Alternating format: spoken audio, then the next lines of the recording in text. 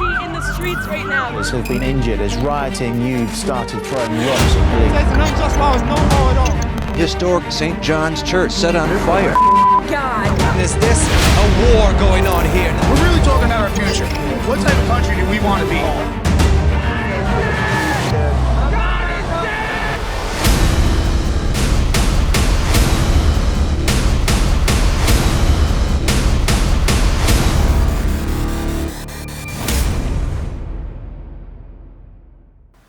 Hello, welcome to Holding the Line, America's Fight for Religious Freedom. Dr. Ted Baehr is founder and publisher of Movieguide, the family guide to movies and entertainment, and he's the chairman of the Christian Film and Television Commission Ministry. He's a noted critic, educator, lecturer, and media pundit. His life's purpose is to be used by God to redeem the values of the media while educating audiences and how to use discernment in selecting their entertainment. His ministry is in Los Angeles and has three goals: reaching filmmakers for Christ, mentoring a new generation of writers, directors, and actors, and warning or encouraging Christians about certain films. I actually worked for Ted to do the latter. I would go to movies and write reviews based on a Christian perspective, and I loved it. I was poor, and I got into the movies for free. What I didn't know before this interview was that Ted used to be a lawyer.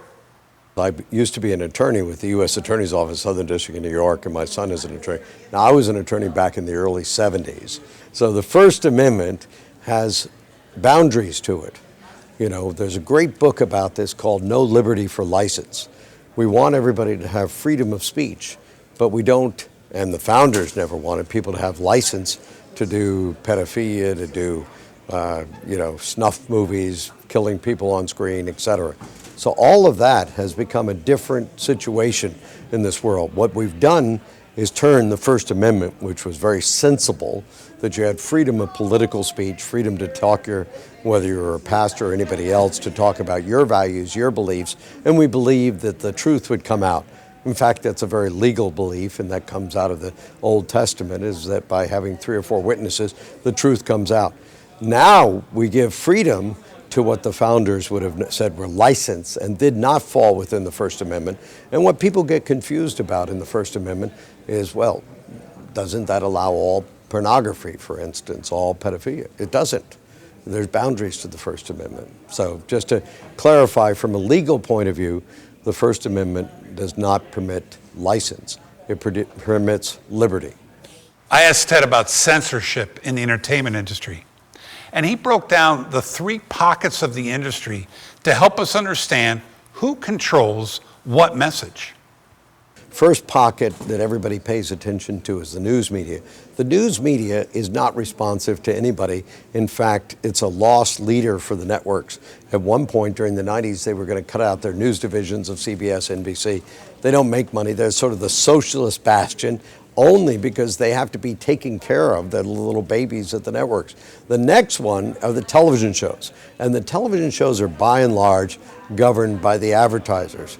Now, the big advertisers used to be the pharmaceutical companies, Johnson and others, who wanted to reach babies and, do Pampers and elsewhere. But then they found this miracle stuff in the 90s called Viagra and other sex enhancement tools that they could make 90% product on unproven products. And so they want to support programs that may have very small audiences.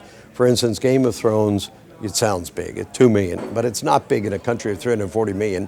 And you'll get shows that are much bigger, like America's Bible Challenge or Duck Dynasty, etc. Duck Dynasty is definitely bigger. It'll get up to 12 million, 15 million. It's off the air because people didn't want to advertise. It wasn't censorship.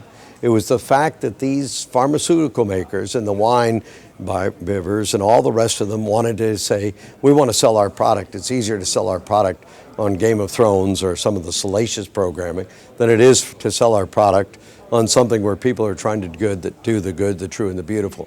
And the third pocket, remember I mentioned that there were 3 pockets, is movies. Now, movies is our area. I grew up in the entertainment industry. My father was a star and all that. But the fact of the matter is, movies are the most democratic area of the mass media. If somebody goes to the box office last weekend, this will date us, sorry about that, and supports 50 Shades Darker, that'll win at the box office. If they support one of the best family movies of all time, Lego Batman movie, that has faith and getting over, and I know the producer and the guy, Phil Lord, and they grew up in Christian homes here in Florida, wherever you're showing this is here in Florida.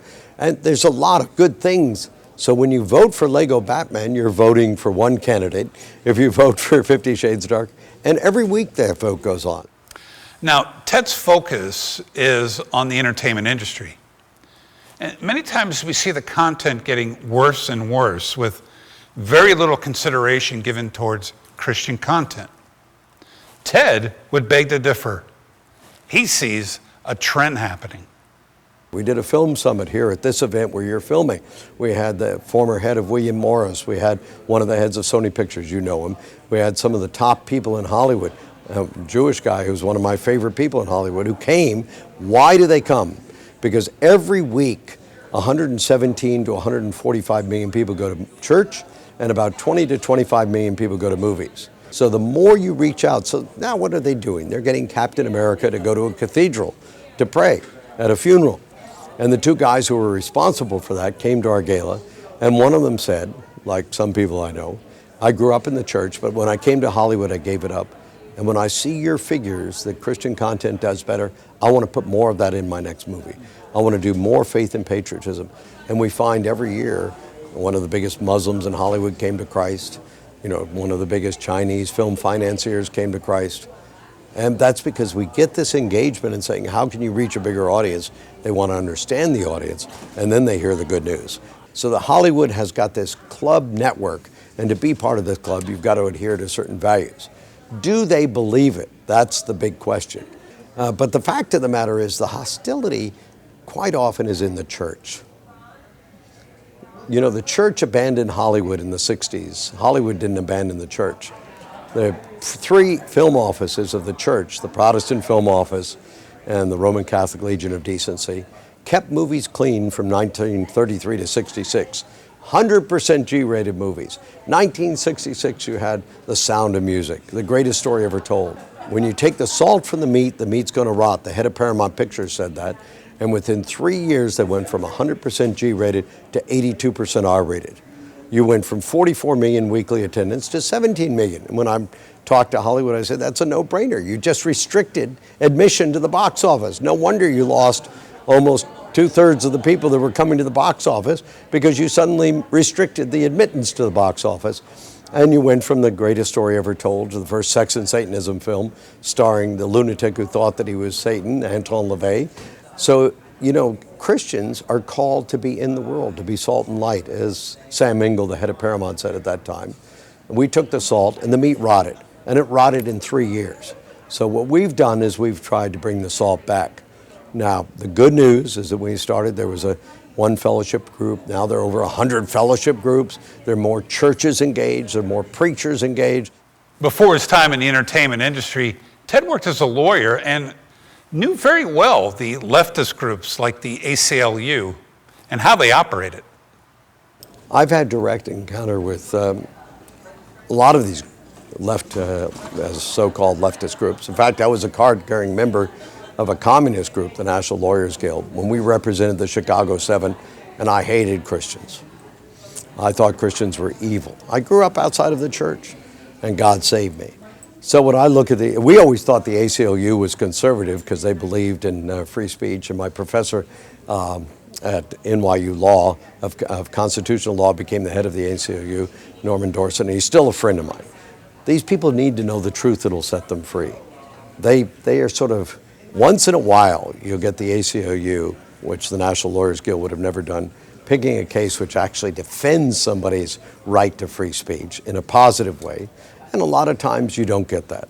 You get very ideologically, people that I went to school with at NYU Law, et cetera. So the key to all of that is we've got to turn around their hearts. We've got to reach them with the gospel of Jesus Christ. We've got to love them into the kingdom.